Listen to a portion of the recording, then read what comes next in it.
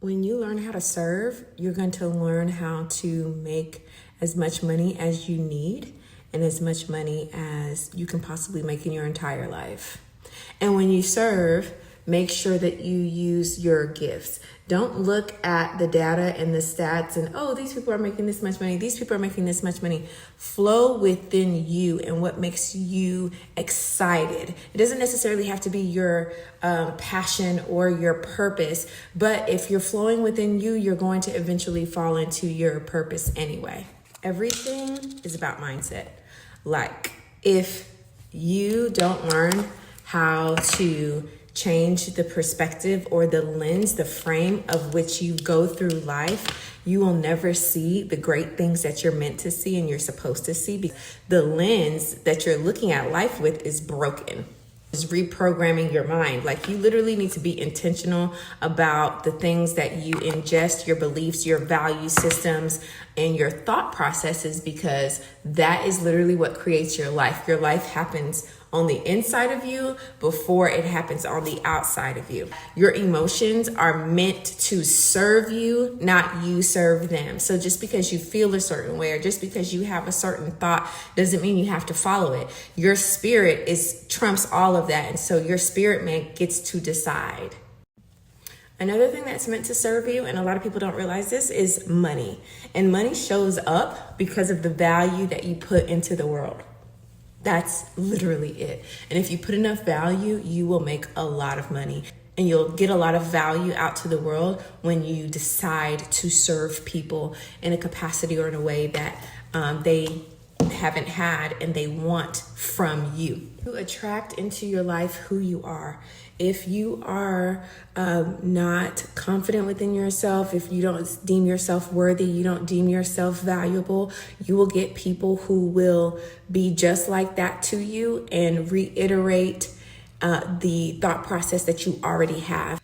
Nobody is better than you, but there are people who are better at managing their mind and managing the emotions that flow through their body. A lot of creative people have ADHD or some type of neurodiversity, and it doesn't mean there's anything wrong with you. It just means that you have to take extra effort and steps to learn to reprogram your mind and your thought process, and also take extra steps to learn how you operate and what makes you tick because of your thought process. In school, it's easier to just treat everyone the same, but it's just not real. If you're neurodivergent, ain't nothing wrong with you, baby. You make the world colorful and beautiful, but you have to figure out how your brain works so to work for you. Really do your best to eat an alkaline diet as much as possible and cut out the pre-packaged processed foods. It makes such a big difference in the way that you think, the way you process, how you rest, what your body does for you. Like right now, you're used to it being subpar, but eat the right foods and you'll see how your body's really supposed to move. Even though, whatever you want to do with your body is yours. However, all the Botox, the fillers, the implants, things like that, it's just another thing to be addicted to. Like, it's just another thing to add to your life and the deterioration of your body. And I know it's FDA approved, but I can tell you right now, our bodies don't want anything in it that is not meant to be in it. And I know there's some situations where we can't avoid it, but there's a lot of people who are adding things to your body, and after a while your body is going to reject it, and when it does, it's a doozy. Putting God first is absolutely awesome, but it's not a scapegoat. Like, you're not going to sit there and say, I'm putting God first, or, oh, let me pray about it, and think God is just going to sit here and do some magic for you. No, you have to put some work behind your faith. You have to work it, and that's how it's going to work for you. Oh, I received a prophecy. Oh, it says it in the word. It does say it in the word. And it also says that faith without works is dead. You got to get the work in. Like, people trip me out all the time. And they're like, oh, I'm going to pray about it. And, I'm waiting on God. I'm waiting on God. Baby, God is waiting on you. I promise you, probably 80% of the time, God is waiting on you to bust a move, to do something. Like, I have found out in my years of counseling and my years of being a minister, that one of the things that will take you a lot farther into his calling for your life, your purpose in your life, is for you to actually take action, and have enough faith to know that even if you're taking action and it's not the direction he wants you to go into, he will redirect you. Being single is a gift. It's not a curse. If you use it right, it's a gift, because in your singleness, you can literally achieve a lot. And I'm not talking about external things, but you can, of course, travel, stack your money up, get a house, buy a car, get your credit together, all that stuff. I even have books on this of stuff that you can do in your singleness to redeem the time and make it work for you, and you becoming and developing into this magnificent individual. Not perfect, but definitely a better version of you. Take that time of singleness to grow and build your relationship with God and build your relationship with yourself, because by the time your spouse comes, it's going to be a level up for you versus waiting for somebody to come and love you and fix you. Nobody can fix you but you. That's a whole message by itself. God gives beauty for ashes. I've been through a lot, I've seen a lot, and I'm still here. You can't see or tell that I've been through anything by looking at my face. You just have to hear my testimony. You're gonna need to believe in something bigger than yourself. And that could be a bigger vision, that could be somebody bigger than you, a lot of things.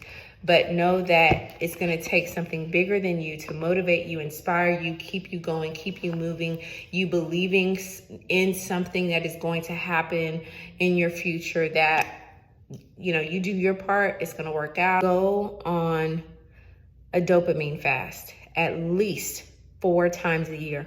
If you don't know that dopamine literally rules the day and will rule your life and run you right into the ground if you don't know how to tame it and control it. So you gotta go on a fast so that you stay in the position of ruling and conquering yourself and your mind.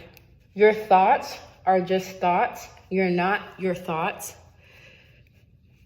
but you are the byproduct, and your life is the byproduct of the most consistent thoughts that you have. If you can learn how to control your emotions, you will be able to conquer and master yourself, and you will be a very dangerous person.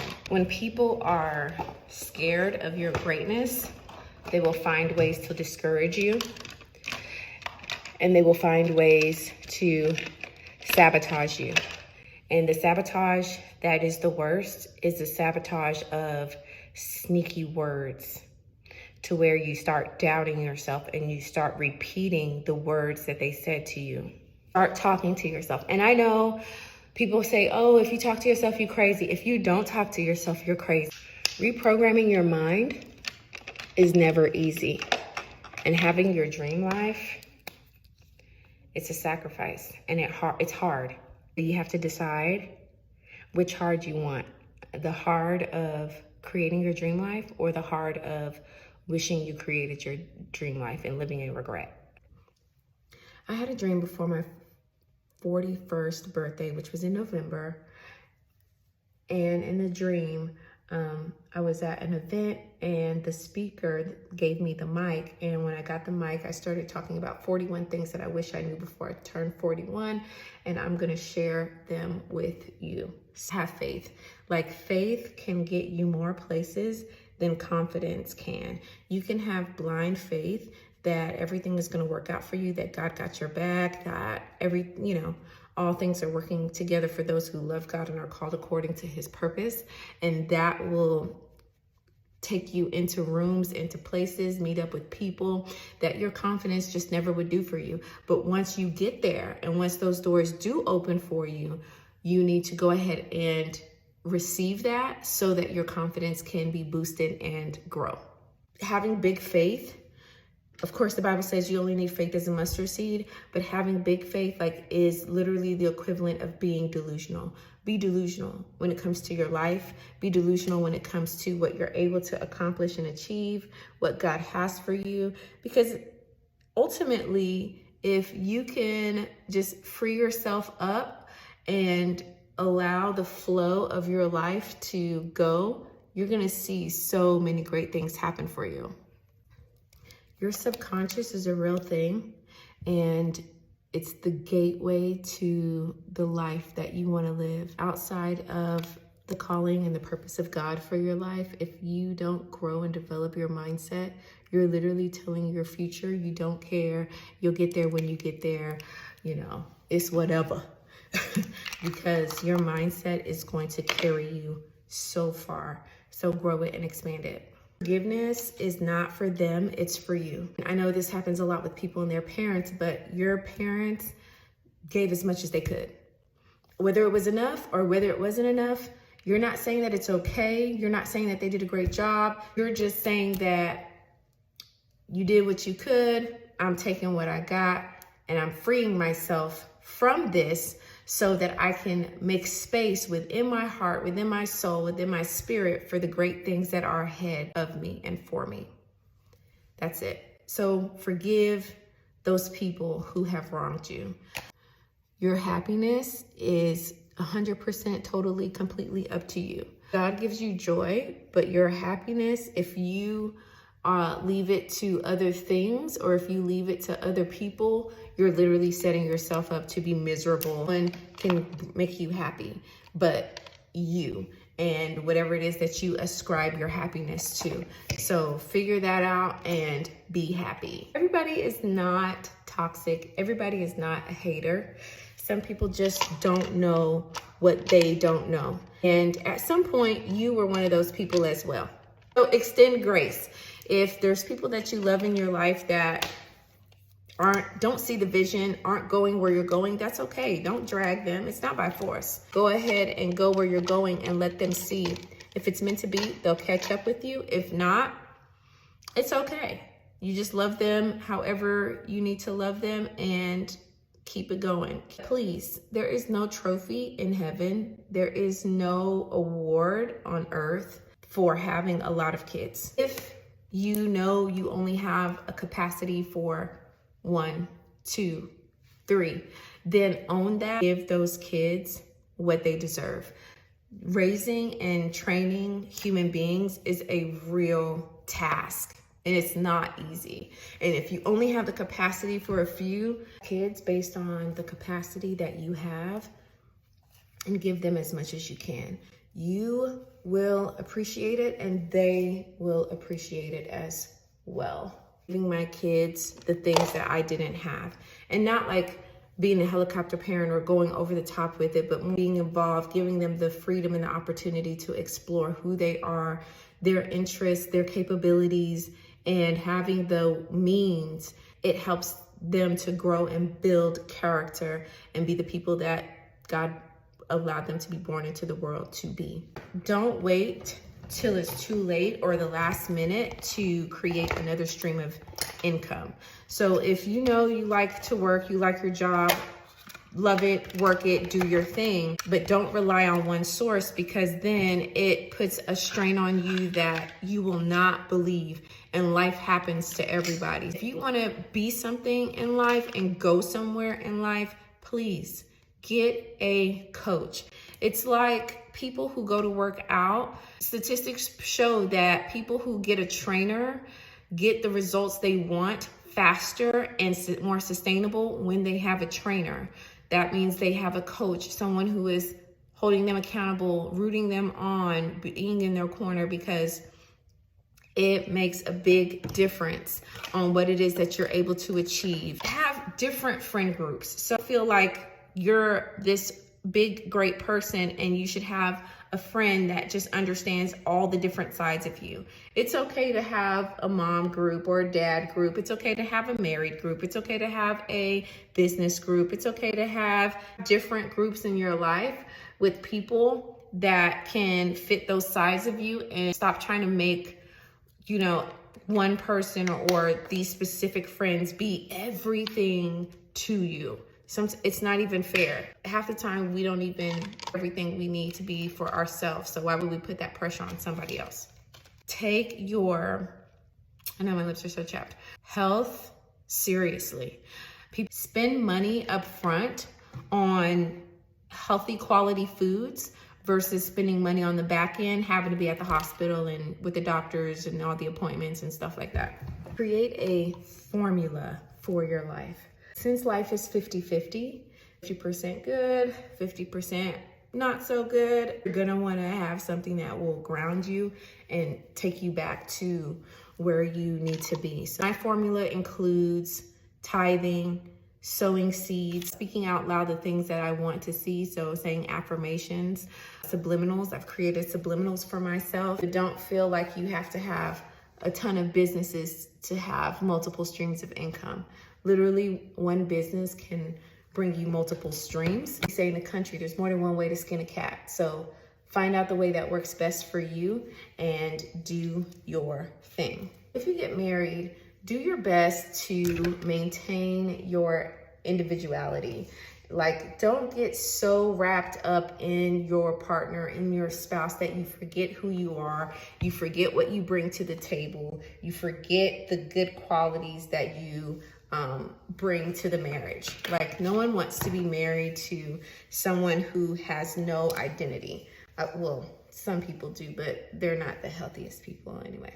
Please make your mental health a priority. Whatever that is for you, do it. If it's self-care or actually going to therapy to work through your trauma, having to get off social media, do the things that it takes so that you are mentally stable and well. And if that means cutting off friends, cut them jokers off. Not everybody is going to be happy for you. So be okay with knowing that and getting stuff done anyway.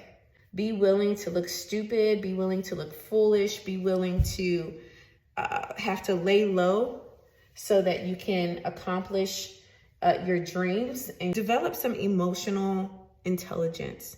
One of the things that breaks up a lot of marriages and couples, and I feel like is also the reason why we have so much discourse and catfighting on the internet, is because of emotional intelligence. You have to develop that thing. Feel your feelings, be aware of your feelings, but you don't have to act on those feelings. You have to, I don't know where my point to come in. Your body is a machine and it will give out on you if you don't take care of it. Enjoy your journey. Enjoy your journey. I'm 41. I have 3 kids. I've been married since I was 23. My journey is totally different from the woman who is single, doesn't have kids, and doesn't have the same responsibilities that I have. Everybody's journey is different. And if you compare yourself to other people's journey, you, according to the Bible, are not wise. Like, enjoy yours, own yours, and work yours. Everybody cannot arrive at the same place at the same time. It's just like not possible. Trust that no matter what's happening, whether you understand it or you don't understand it, God got your back. Do not be so self-reliant. Don't be so reliant on other people and the services they provide. Like, be able to do your own nails, be able to do your own hair, be able to do your own makeup to a certain extent. Like, you're never gonna slay your face like somebody else will, but at least you know enough to look decent. If you suspect that you have ADD, ADHD, you're neurodivergent in any way, if you cannot go and get tested, or you're in the process of getting tested, by all means, go ahead and find some nootropics. Google it. Thank me later. You not knowing how your brain works and you not having some type of control on how to train it is going to cause a lot of emotional turmoil, and you're not going to get to the place that you know you're meant to be at. It's all connected. It's all connected. FEMS, your financial, emotional, mental, physical, spiritual, in no particular order. Those 5 things are the pillars of your life. When you make them strong, you will experience life at a level you probably never thought possible. When they're strong and healthy, your relationships are healthy, your money is healthy, your mind is healthy, everything around you is good. Is bad stuff gonna happen? Absolutely, that's just the lay of the land. However, because those pillars are strong, you're good. Stop quitting.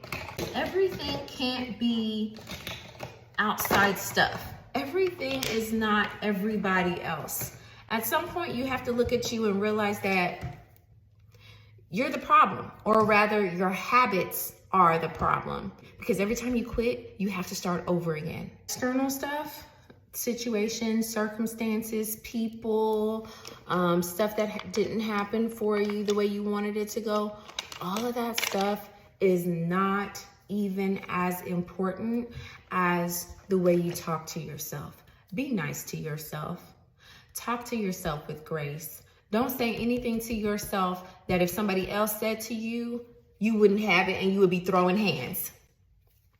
You don't have to settle as much as you think you do. It's just that you're impatient. And if you would be patient, what you're waiting for is going to come. You don't have to change the goal as much as you think you do either. Everything you want wants you to, but there's a mindset that you have to have for it to come. Develop the mindset and it's already there.